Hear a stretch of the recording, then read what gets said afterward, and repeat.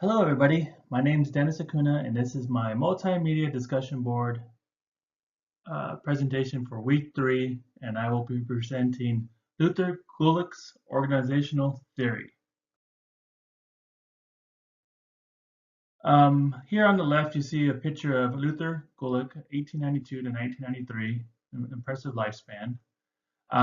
With this theory I will be looking at the strengths, the weaknesses, and seeing if his theories hold water today. On the far right, you'll see a quick picture of Herbert Simon. I added him in there because he was one of the main criticizers of Gulick's theories, organizational theories, and I'll quickly go over that in a little bit.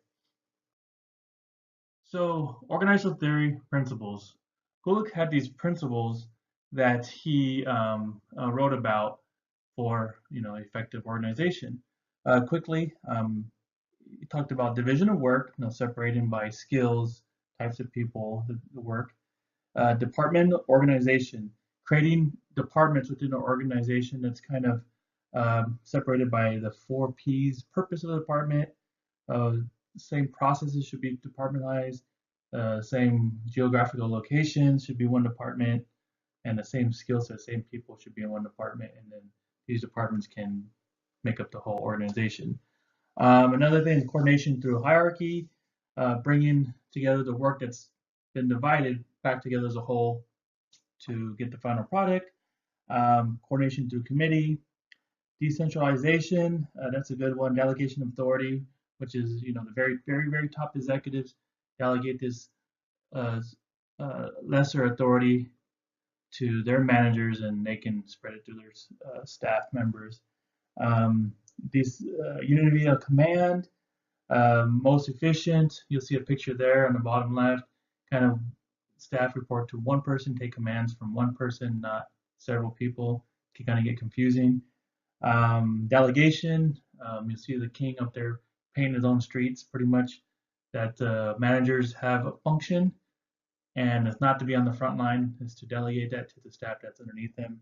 And span of control. Those managers cannot function effectively if they have too many people in a room. So they can have 1, 2, 3, 4, 5, 6, whatever is right for that department, organization, whatever it may be. But there is a sweet spot as far as number of people underneath them. Look, had the kind of came up with this acronym POSCORB for the executive. These include planning, organizing, staffing, directing, coordinating, reporting, budgeting. So anything else should be delegated to the minions underneath them or staff members. Actually, I should have added a minion to this slide. Um, and this is kind of the big thing in public administration is this POSCORB. So everybody should know it and know exactly what they include and kind of a summary of each one. As far as Gulick's theories for today, and I asked if they hold water, I'm going to use a quick example of County Riverside Transportation Department. I currently work transportation department. Added the little picture on the left because our management team is well liked. They kind of a hybrid of Gulick's executive POSCORB, and then with more personal, less rigidity, I guess you would say. As far as how the department is organized, based on the 10 or so principles I went over earlier, I would say it follows loosely. And there is a division of work. We have laborers, we have engineers, we have tree trimmers, and it's kind of their own sections. And those are split into departments, as Willick would say. Um, Unity command, each of these little departments do have one supervisor, but there is a crossover. And he did mention that there were some exceptions. They call it an integrated dual supervision because it's just needed sometimes to have input from 2 different supervisors. Um, Delegation, of course, we have delegation, span of control.